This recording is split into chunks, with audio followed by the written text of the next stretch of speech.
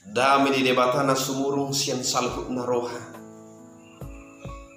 Imana mangarajai hati-hati dohot pikiramuna di bagasan Kristus Yesus Tuhan. Amin. Bapak Ibu yang dikasihi Tuhan,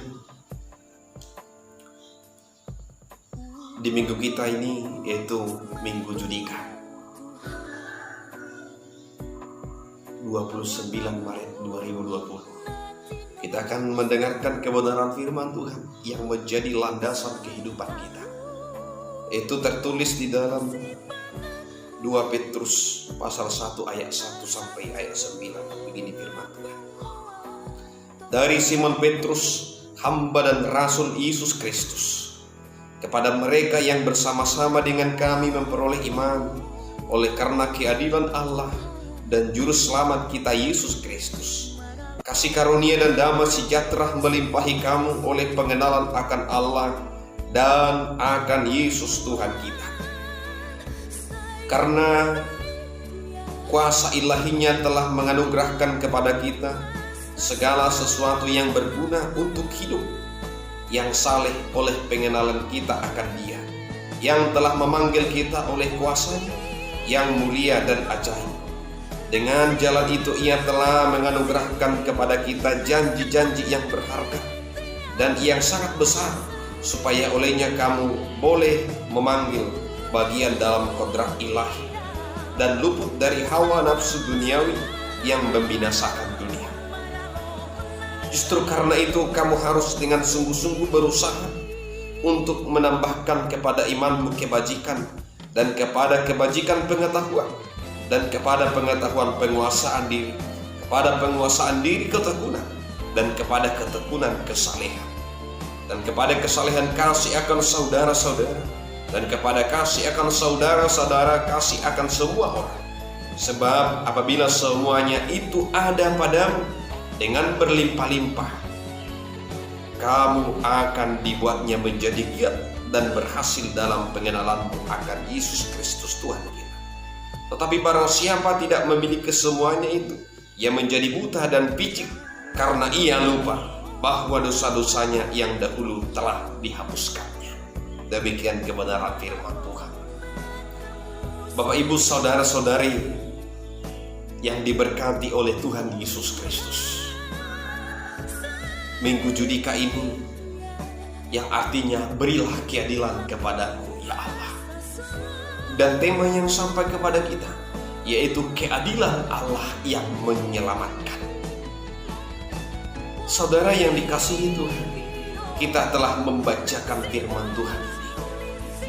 Dalam Lukas 11 ayat 28, Yesus berkata, yang bahagia ialah mereka yang mendengarkan firman Allah dan memeliharanya di dalam kehidupan. Bahwa kita yang sudah mendengar dan merenungkan dan melakukan firman Tuhan adalah menjadi orang yang berbahagia, sama halnya yang dikatakan di ayat 2. Kasih karunia dan damai sejahtera melimpahi kamu oleh pengenalan akan Allah dan Yesus Tuhan kita. Bapak Ibu yang dikasihi Tuhan, adalah kita yang berbahagia, adalah damai sejahtera, sukacita yang selalu melimpahi kehidupan kita, karena kita mengenal keadilan, mengenal pemeliharaan Allah di dalam perjalanan hidup kita. Bapak Ibu yang dikasihi oleh Tuhan Yesus Kristus, mari kita melihat bahwa Petrus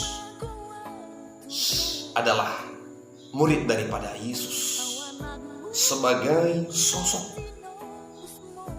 sosok ataupun contoh yang pas mewakili kemanusiaan kita saat ini. Karena dia pribadinya terkesan terburu-buru, tidak penyabar, bahkan tidak konsisten di dalam kehidupan. Bahkan dia hampir tidak setia kepada Tuhan. Namun pada akhirnya, setelah dia mengenal Yesus, mengenal jalan kebenaran itu, dan mengimaninya di dalam kehidupannya, dia menjadi pribadi yang tekun, pribadi yang memiliki iman yang kuat kepada Tuhan, sampai dia merelakan nyawanya untuk mempertahankan imannya kepada Yesus Kristus. Sehingga sampai saat ini dia menjadi teladan bagi kita, yang memberikan kita sebuah pengharapan di dalam Yesus Kristus. Di dalam ayat 3 sampai ayat 4, Tuhan membuat semuanya menjadi berguna untuk hidup kita, berguna untuk menempa dan membentuk hidup kita yang saleh di dalam Yesus Kristus. Bapak Ibu yang dikasihi oleh Tuhan, hal yang perlu kita mau pahami dari teks ini adalah yaitu pengorbanan, yaitu tindakan Yesus di dalam Allah itu sendiri. Dia rela mati di kayu salib untuk memberikan kehidupan yang baru, untuk melepaskan kita dari belenggu dosa, melepaskan kita dari jerat maut, supaya kita yang mengimani dan mengenal karya penyelamatan Yesus Kristus itu sendiri, meninggalkan kehidupan lama menuju kepada kehidupan yang baru, supaya kita yang mengimani, supaya kita yang percaya kepada Yesus Kristus mampu hidup sesuai dengan kehendak-Nya. Situasi saat ini juga, yaitu virus corona yang dikenal COVID-19,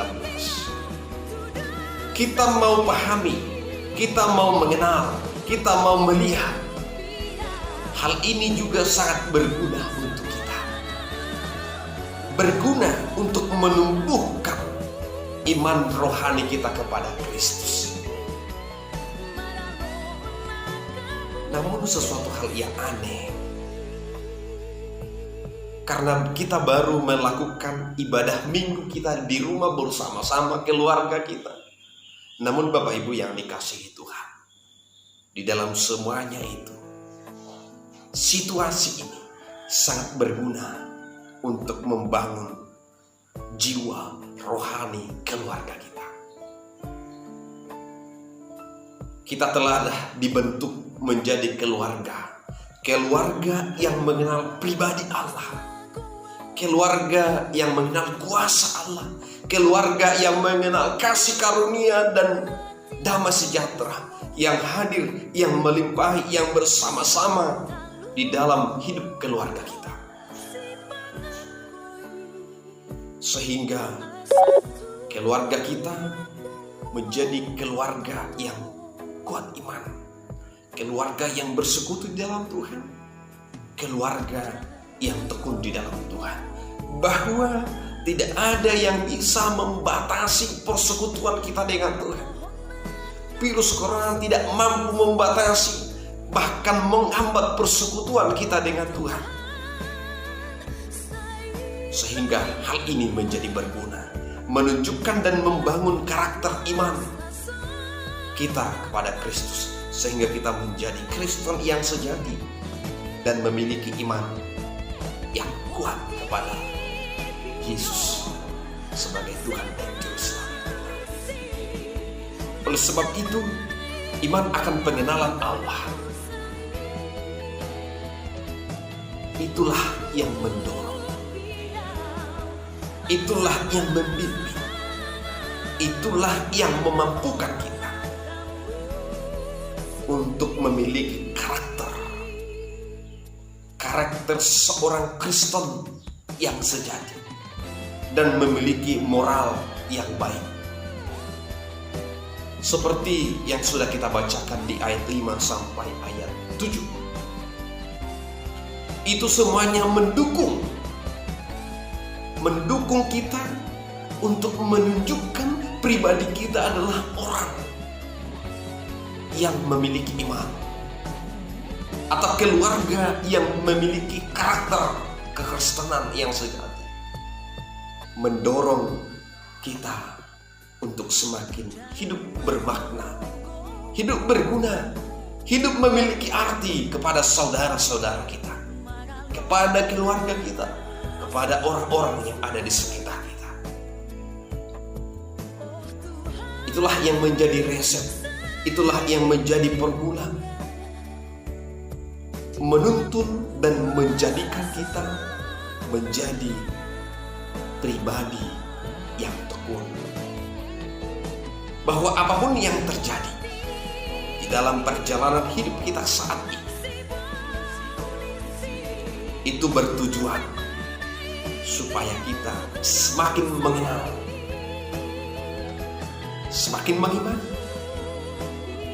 semakin membentuk jati diri kita kepada Yesus Tuhan kita. Jika hal itu tidak kita tunjukkan, jika hal itu tidak ada di dalam kehidupan kita, di perjalanan hidup kita, karakter-karakter Kristen yang sejati sebagai formula kehidupan, maka iman kita adalah iman yang mati. Seperti yang dituliskan oleh Yakobus 2 ayat 14 sampai 17. Iman tanpa perbuatan adalah mati. Atau bisa disebut bahwa iman kita adalah iman yang palsu. Namun sebaliknya, apabila semuanya itu, di ayat 8 dikatakan, apabila semuanya itu ada padamu dengan berlimpah-limpah, kamu akan dibuatnya menjadi giat dan berhasil dalam pengenalanmu akan Yesus Kristus Tuhan kita. Bukan hanya sebatas mengenal, tetapi kita memperoleh, kita menerima upah daripada iman kita itu sendiri, upah daripada setiap apa yang kita lakukan, upah daripada setiap karakter-karakter Kristen yang sejati itu di dalam kehidupan kita, bahkan di dalam kehidupan yang kekal kita akan mendapatkannya. Maka di dalam minggu Judika ini, berilah keadilan kepadaku ya Allah. Kita mau diadili melalui keadilan Allah. Itulah yang akan menyelamatkan kita. Itulah yang menunjukkan kepada kita buah daripada kehidupan kita di dunia ini. Maka kesempatan ini, di dalam hidup kita ini, kita akan menjadi pelaku-pelaku firman Tuhan,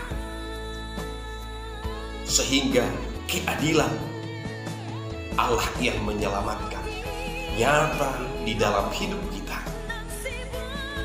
Di ayat 9 dikatakan, tetapi barang siapa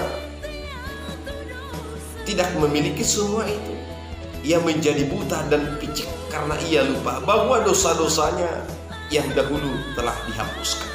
Orang yang mengenal, orang yang mengimani, orang yang sudah menghidupi dan mempercayai bahwa dosa kehidupan lamanya telah dihapuskan oleh Tuhan, maka dia harus melakukan, yaitu kebajikan, kebaikan, penguasaan diri, ketekunan, kesalehan, dan kasih di dalam hidupnya. Maka ketika kita tidak melakukan itu, maka kita akan tersesat. Kita tidak dapat melihat, kita tidak dapat menentukan kemana arah dan tujuan hidup kita setelah keadilan Allah dinyatakan di dalam kehidupan kita. Berbahagialah orang yang mendengar, memelihara dan melakukan firman Tuhan di dalam kehidupannya. Amin. Tuhan Yesus memberkati.